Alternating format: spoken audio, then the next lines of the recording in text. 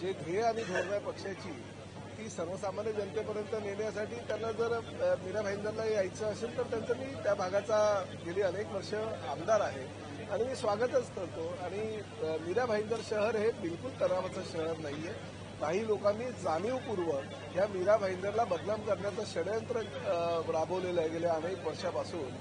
कधी हिंदू मुस्लिमच्या वेळेस मीरा भाईंदरचा विचार केला जातो, मराठी अमराठी वादाच्या वेळेस मीरा भाईंदरचा विचार केला जातो आणि जागतिक नकाशावर किंवा देशाच्या नकाशावर सारखं मीरा भाईंदर शहर कसं येईल याचा विचार काही प्रवृत्तीची लोक करत असतात. आणि मीरा भाईंदर शहरातील जनता मात्र त्यांना भीत घालत नाही. मीरा भाईंदर शहराचा इतिहास आहे आजपर्यंत शांतता प्रस्थापित करणारं शहर म्हणून. आणि प्रामुख्याने आत्ताच म्हणजे कालच राष्ट्रपती आदरणीय मुर्मू मॅडमच्या हस्ते आम्हाला मीरा भाईंदर शहरातील जनतेला स्वच्छ आणि सुंदर शहराचा देशातील पहिला पुरस्कार मिळाला आहे.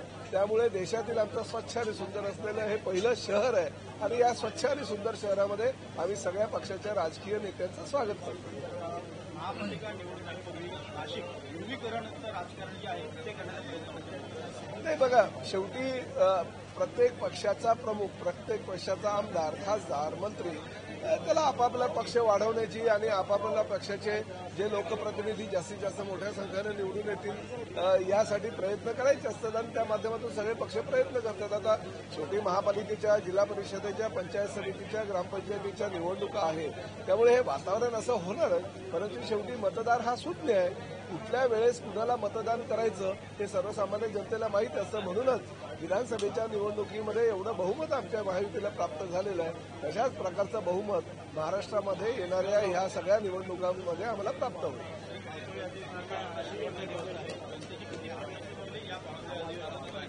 बघा, अनेक प्रश्न जनतेचे सोडवलेले आहेत. कष्टकऱ्यांचे, शेतकऱ्यांचे, महिलांचे, तर सर्वसामान्य मुलांचे, गोरगरीब जनतेचे हे सगळे प्रश्न सोडवण्यासाठी पुरवणी मागण्यांवर चर्चा विस्तृतपणे करत असताना अनेक सदस्यांनी आपली भूमिका मांडली, आपलं मत मांडलं आणि ह्या सगळ्या भूमिकेंना, लोकप्रतिनिधींच्या मागणीला मंत्र्यांनी सविस्तर उत्तर दिली. आज माननीय उपमुख्यमंत्री आणि माननीय मुख्यमंत्री यावर ह्या 3 आठवड्यामध्ये आम्ही काय महाराष्ट्रातील गोरगरीब जनतेला दिलेलं आहे, सर्वसामान्य जनतेला दिलेलं आहे हे आपल्या भाषणातून आपली जी परंपरा आहे त्यानुसार ती माहिती उघड करतीलच आणि माहिती देतीलच.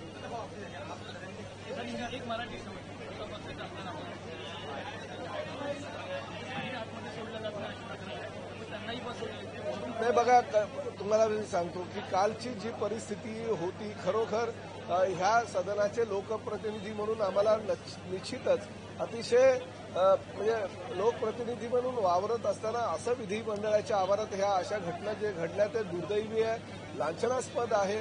काल रात्री 1:30-2 वाजेपर्यंत ह्याच विधिमंडळाच्या परिसरामध्ये जे काही नाट्य घडलं तेही महाराष्ट्राला शोभा देणारं नाही आहे आणि त्यामुळे कालच्या घटनेचा तर निषेध प्रत्येकाने करायला हवं. पण शेवटी सुरक्षा रक्षक आहे, सुरक्षा रक्षकांचा सुद्धा कुठे विचार करणं गरजेचं आहे. कारण कार्यकर्ते प्रत्येक आमदार, खासदारांबरोबर, मंत्र्यांबरोबर येतात, त्यांच्यावर दडपण आणतात आणि आतमध्ये आल्यानंतर मात्र अशा प्रकारे फ्रीस्टाईल कुस्त्या खेळतात ते योग्य नव्हे. त्यामुळे सुरक्षा रक्षकांना त्यांची जी कामं आहेत ती करू द्यायला हवी ह्या मताचा मी आहे. आता बघा, त्यांचं काय मत आहे, त्यांचं वैयक्तिक मत असू शकतं.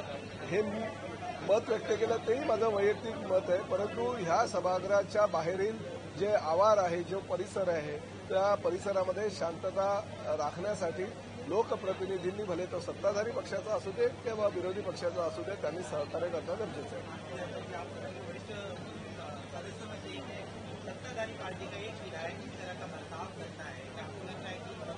नहीं, देखिए, सत्ताधारी पार्टी का हो या विरोधी पार्टी का हो, ये लोकशाही का मंदिर है और एक लोकशाही के मंदिर में अगर ऐसी घटनाएं घटती रहेगी तो हमारे लिए बहुत ही खेदजनक घटना हो। कल जो हो वो हुई है, भले कोई भी विधायक हो, मंत्री हो या कोई और नेता हो, उनके कार्यकर्ता अगर इस पवित्र मंदिर में झगड़ा करते हैं, पिटाई एक दूसरे की होती है, तो ये निश्चित रूप से बहुत गलत है। महाराष्ट्र के इतिहास में ऐसी घटनाएं कभी घटी नहीं है।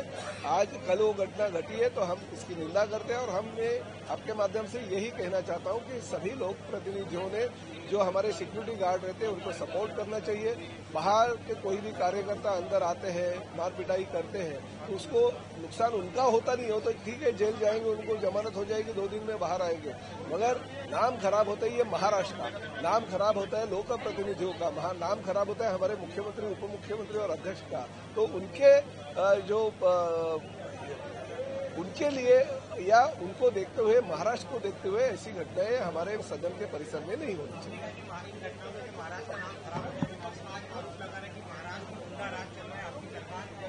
अरे विपक्ष के नेता लोगों ने गुंडागर्दी इस परिसर में की है, उनके ही गुंडे लोग थे।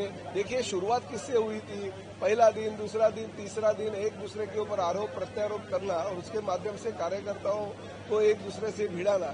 इसमें क्या खाली सत्ताधारी पार्टी के लोग थे, क्या विरोधी पार्टी के भी लोग थे? तो उन्होंने अपना भी दामन देखना चाहिए कि अपना दामन कितना स्वच्छ है।